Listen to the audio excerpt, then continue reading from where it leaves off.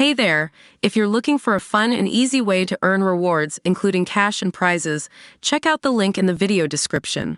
An ex-inmate of a California women's prison has spoken of the terror of being locked up with big, burly, and aggressive male-to-female transgender detainees thanks to a recent state law.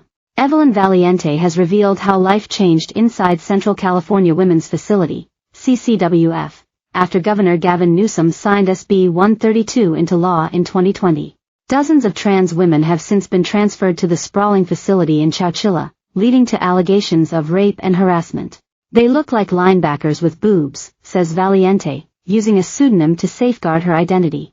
These are big guys. They have the breasts, but they still look like football players. Many, but not all, trans detainees bring an aggressive and threatening demeanor to the lockup, some 150 miles southeast of San Francisco, she adds. Valiente served 2 decades at CCWF for murder and was granted parole in 2022, she says in an interview with the Independent Women's Forum. She describes one trans inmate who was manipulative, calculating, vindictive, and always seeking to do harm to another person. Valiente shared a block with the trans detainee, but not the same sleeping area. He felt from his perspective that he was victimized, says Valiente, using male pronouns. But in all actuality, he was victimizing others. Asking to be moved or complaining against trans detainees achieves little, she adds, and gets written off as a discrimination. Valiente, like most women detainees, is a victim of sexual abuse, she says. The presence of trans inmates made the women anxious, she adds. It's super uncomfortable. Like a constant high alert, she says. She described a female inmate and a trans newcomer striking up a relationship in a nearby room. They could regularly be heard yelling, fighting, and kicking doors. The trans detainee became violent. That was scary, Valiente says. A lot of us as women, we come from very abusive backgrounds, so it's a lot of walking in that trauma. The passage of SB 132 gave rights to trans people but sent women backwards, she says. That law gives that community these rights that discount us as women, she says. What about our rights? No one asked us how we felt about this. California facilities have 1,983 trans and non-binary detainees among a total prison population of some 96,000.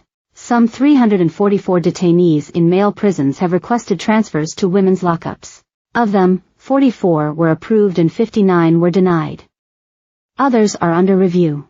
Just 15 inmates of women's prisons have requested transfers, 3 have been approved. Mary's Jimenez, a California Department of Corrections and Rehabilitation, CDCR, spokeswoman, says trans inmates who present a safety and management concern are not allowed to transfer. The department has a zero-tolerance policy to sexual assaults and all allegations are properly investigated, she told DailyMail.com. But women's rights groups warn of rising incidents of rape, unwanted pregnancies and other horrors in what were once women-only cell blocks. Tremaine Carroll, 51, an athletic 6 feet 2 inches trans inmate at Chowchilla, is accused of raping 2 women inmates at the facility in January. He has since been transferred back to an all-male lockup. Sharon Byrne, director of Women's Liberation Front, says SB 132 makes it too easy for any male convict seeking access to women or a way out of violence-plagued men's prisons. To apply, detainees must only profess their identity. Taking cross-sex hormones or undergoing surgery is not required. Any male serving out any sentence for violent assaults, rapes, crimes in a men's prison, sees an open door to easily get into a woman's prison, says Byrne. Who's not going to take advantage of that? Meanwhile, prison guards have blown the whistle on what's happening in California's prisons. Hector Bravo Farrell lifted the lid on the changes at the high-security men's Diego Richard J. Donovan Correctional Facility near San Diego when SB 132 came into force. Farrell, who has since quite the service, says predatory male detainees were champing at the bit to fake sex changes and get locked up with women.